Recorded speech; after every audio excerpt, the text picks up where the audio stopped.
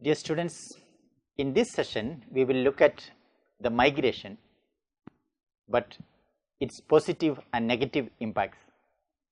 I am sure you have learned the patterns of migration and also the major determinants of migration and migration theories, but we will look at certain positives and certain negatives in migration. In the process, we will also examine the migration process in the country and how the positives and negatives in migration display in the context of different regions in the country. As you know, the migration is a form of geographical mobility between one geographical unit to another, generally involving a change of residence. It is also defined by many and particularly by population geographers as the permanent or semi-permanent change of residence with no restrictions of distance. In simple words, it involves crossing of geographical boundary permanently or semi-permanently, even seasonally or even periodically. Migration is one of the three components of demography because the fertility, the mortality and migration determines the population composition, age distribution, future population size and so on. Like in fertility, migration is a matter of choice. In weak economies of Asia, Africa and Latin America, migration is adopted as a family survival strategy.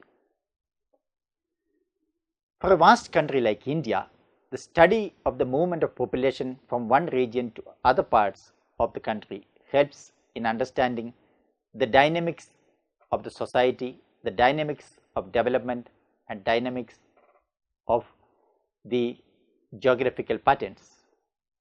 It is also a sign of vast disparities in economic and social conditions between the place of origin and the place of destination. In the era of urbanization, most of the states are undergoing faster economic development, particularly in areas such as manufacturing, information technology or service sector, but inequality is still high among states and people who are migrating to overcome this disparity. Migration is now recognized as an important factor in influencing all aspects of the society, especially in developing countries. In the Indian census record that in 2001, around 309 million persons were migrants based on the place of the last residence, which constitute about 30% of the total population of the country. This figure indicates an increase of around 37% from the census 1991, which recorded around 226 million as migrants. There are 144 million migrants in 1961, which has been increased to 307 million in 2001 by the place of birth definition, which shows a steady increase in the migration in India. Some of the terms associated with the migration needs to be understood if we have to understand the negatives and positives of migration. Firstly, the place of origin and the place of destination. The place of origin is where the migration originates. The place from where people migrate is called the place of origin, and the place to which the people is migrating or moving is called the place of destination. The migrants, the population can be also divided into two other categories, migrants and non-migrants. The persons involved in the process of migration or movement, at least for once during the migration intervals, is known as migrants. But if a person's place of enumeration is different from the place of, is not different from the place of usual residence or place of birth, then he will be regarded as non-migrants. There are also many push and pull factors associated with migration, because the push factors are the poverty, unemployment, discrimination, landlessness, all push people out of the place of origin. And the pull factors definitely are vacancies, availability of job, better education, safety, economic advancement, which attracts people to move out from one place to other. We also distinguish between migrants and immigrants. Moving from one country to another country is called emigration. Receiving migrants from other countries is called immigration. But if the movement of the people are within a country, it is referred as internal migration, and usually in migration and out migration refers the people coming in and people moving out. Migration is also associated with large amount of remittances, the sending of money, gift and other goods and services are part of any migrant history. So, migrant families therefore are endowed with remittances in terms of money, gift and other goods and articles. There are different distinction is made to understand the types of migration. Firstly, there are permanent temporary migration, seasonal migration, daily commuting, etc., which can be classified based on the duration of the stay of a particular person. In the permanent migration, people shifted to some new places for whole life or never go back to their native place.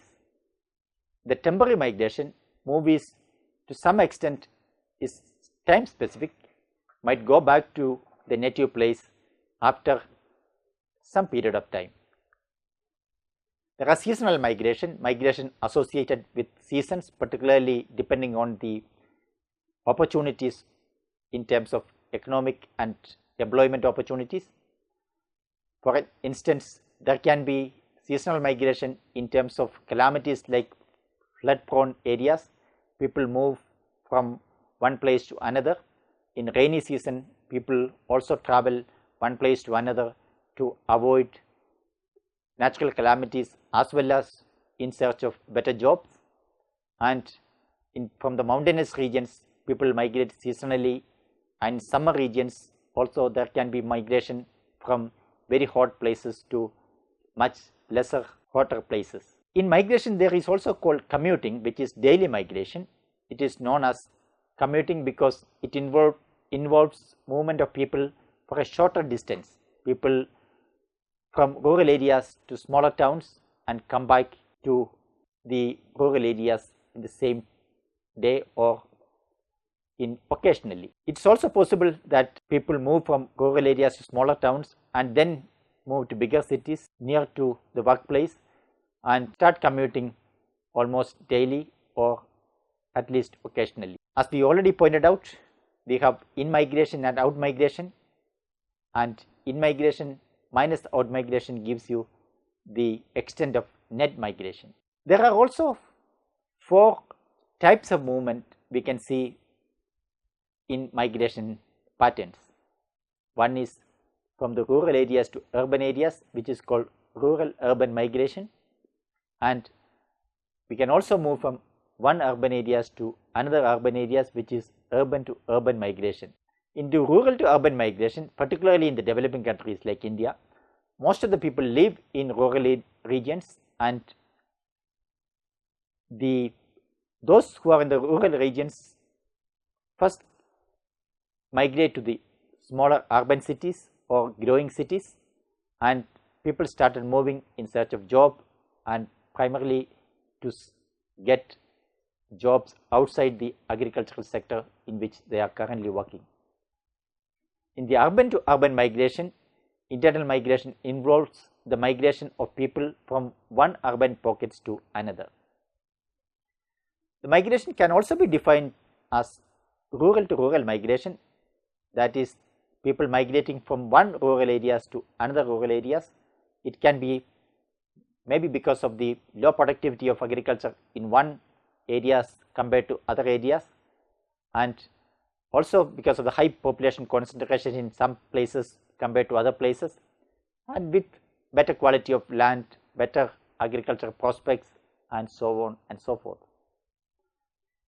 There is also a small proportion of the population migrate from urban to rural areas. It is not very common in developing countries.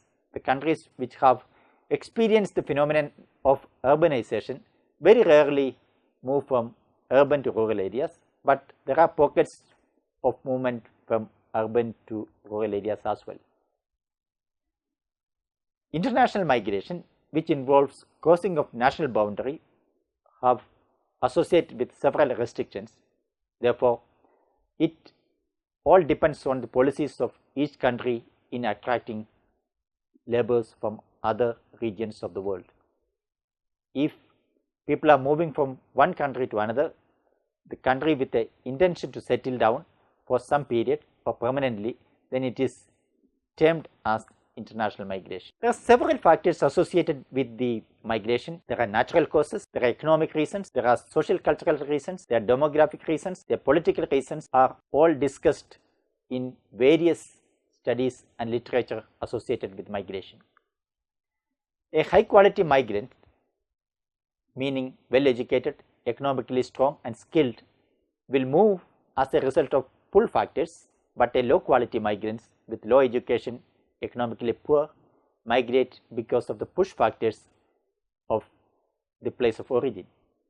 Factors responsible for migration are, particularly for the push factors responsible, are natural calamities, climate change, poverty, unemployment, unsafe social environment, social exclusion on the basis of caste, color, economic conditions, low quality of educational institutions, low quality of health care, inequitable distribution of resources, and overpopulation. As we have already pointed out, there are several pull factors associated with migration, which are employment opportunity, higher wages, better educational facilities, better health facilities, safety, access to technology, diverse culture, freedom of expressing views, better quality of life, and so on and so forth. We will now come back to some issues of the data available on migration in India, and then look at what are the positive and negative impacts of migration. There are different data sources which is available in India to understand migration, and primarily the census give a very vital information on migrants in the country. Census defines migration based on two characteristics. One is place of birth, and second, the place of last residence. The place of birth definition involves that if any person's current residence is different from the place of birth of that person, he or she is defined as migrants. In the case of last place of residence, the place of birth is not asked, but whether actually the last place of residence is different from the current place of residence, then he or she is defined as a migrant. The census also asks yet another question on the duration of migration, which gives you an idea about the type of residence the migrant is, whether they are permanent, semi-permanent, or commuting, or is temporary in nature. This Indian census have been asking this question since from 1981, all this information, and has a large set of data published by age, sex, and other various characteristics. In addition, in India, National Sample Survey Organization also collect information once in 10 years or so on migration, which gives you vital information on the characteristics of the migrants' attitude, as well as the information on remittances in the case of international as well as national migrants. Let us now turn to the aspects of positive and negative aspects of migration which is the focus of this lecture. There is different positive impact of migration both in the place of origin and in the place of destination. As such, there are also different negative impacts of migration in the place of origin and place of destination. The positive impacts of migration in the place of origin are: 1. It is less burden on land and resources, because the migration is typically between rural and urban areas. The rural areas are often associated with huge burden on the land and the resources. So, this will relieve that burden from the rural areas. Secondly, less competition for economic opportunities within a limited geographical area. So, migration spreads the people or relocates people from one geographical area to another geographical area where opportunities are higher. That way, there is a fair redistribution of economic opportunities. There is also a reduction in conflicts because of the migration in case there are conflicts in a particular area. So, which will reduce the conflicts because the people who are inflicted by the conflicts are often left from that geographical region. Yet another major positive impact of migration is the remittances. The studies have shown that vital impact of remittances on the well-being of families in the place of origin. So, remittances play a vital role in enhancing the economic standard of the people in many contexts and even in many states in India. Fifthly, migration also helps in spreading the technology and spreading new ideas, not only in the place of destination, but even in the place of origin. As the migrants also have contact in the place of origin, the technology as well as ideas learned at the place of destination is also spread to the place of origin, and vice versa. Sixthly and finally, the contracts, savings and skill development which happens in the case of migration as well as return migrants is significant for the development of any nation or any society. These are primarily the positive impact of migration in the place of origin. Not only for the place of origin, but we also see that there are several positive impacts of migration in the place of destination. For instance, first, the employment opportunities which are available in the place of destination are filled because of the migration. That way, the scarcity of labor is significantly addressed in the place of destination. Secondly, the labor demand can be fulfilled and labor scarcity are avoided. Thirdly, the major problem that face the place of destination like skill gap can be recovered depending upon the quality of the migration. Often, the place of destination attract people of such skill so that it can actually fill that skill gap in a particular industry or particular region. Fourthly, the economic growth of that region can be sustained because of the migrants, because migrants significantly contribute to the economic growth of the place of destination. Thus, the place of destination gets several advantages in terms of economic growth and sustainability because of the migrants.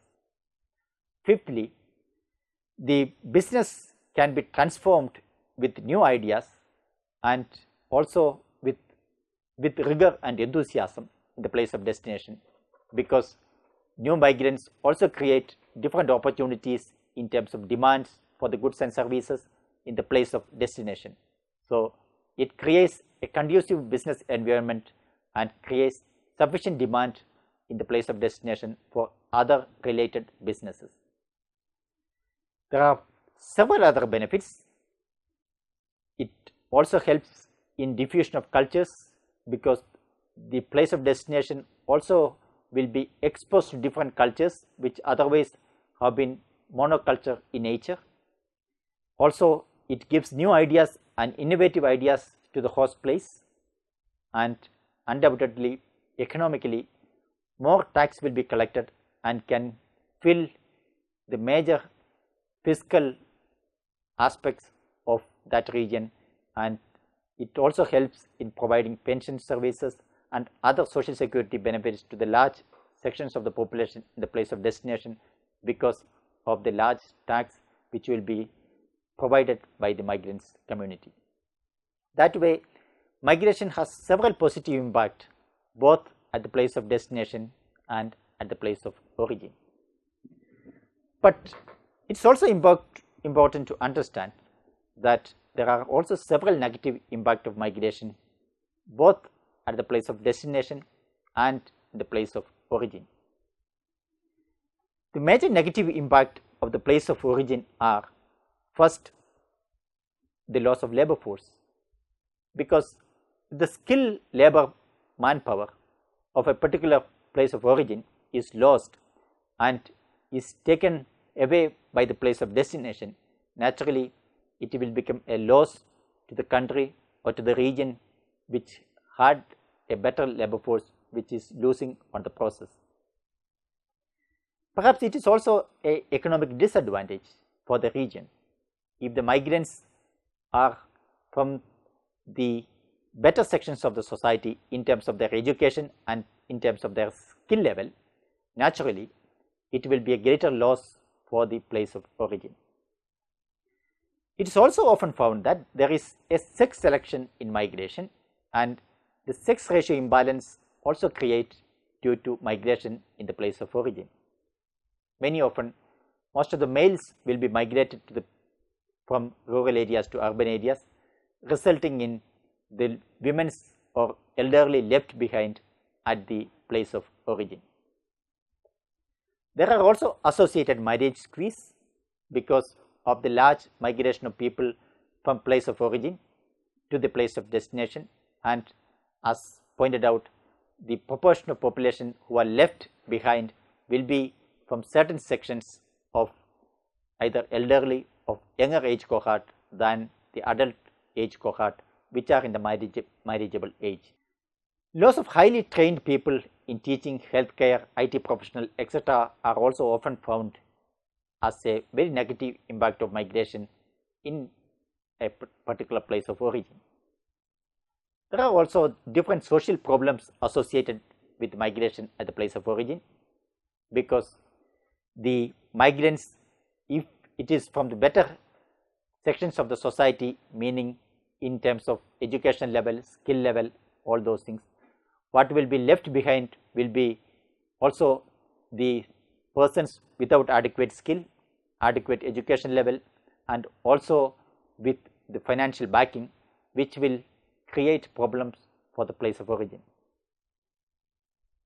And the left behind children, women and aged suffers in the absence of wider family circle, which is a serious sociological issue which needs to be addressed. There are also problems with the large scale migration which is happening, because there can be spread of communicable diseases if the place of origin initially was able to control communicable diseases. With the greater interaction with the other places, many other diseases can also crop up in the process of migration. And it is also found that marriage dissolution and divorces, etc. are many often common in the process of large scale migration. These are primarily the negative impacts of migration at the place of origin, and we also find there are several negative impacts of migration in the place of destination. Firstly, many often it is found that the place of destination is overpopulated, especially in the urban areas, where the areas where attract large scale migration also are the places where there is considerable overpopulation. It also unfortunately leads to further unemployment and underemployment, and later leads to lower wages in situation where there is labor surplus, and more burden on the land and resources are placed on the place of destination because of the migration, and human trafficking and crimes becomes very common in larger cities, which attracts huge migration inflow of migrants.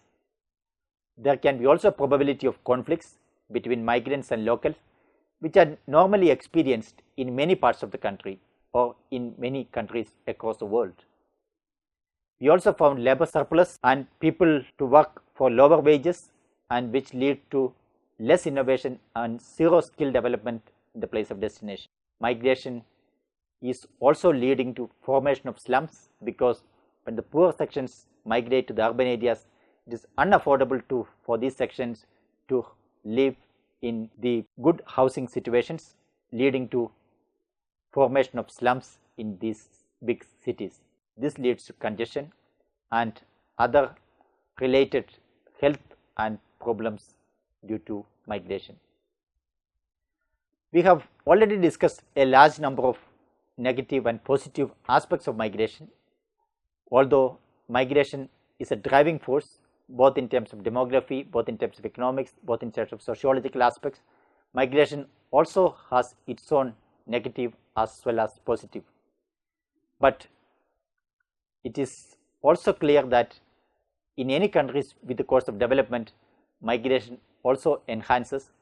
So it is important to find out how to address effectively the migration rather than to controlling migration, because migration is here to stay, and adequately addressing them through policy and program instruments will be the better way to address such an issue. Thank you.